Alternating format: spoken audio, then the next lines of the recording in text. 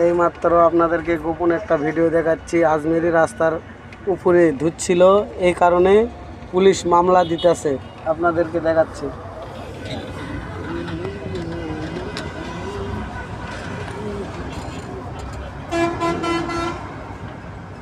এই যে গাড়িটা, এই যে পুলিশ মামলা দিচ্ছে।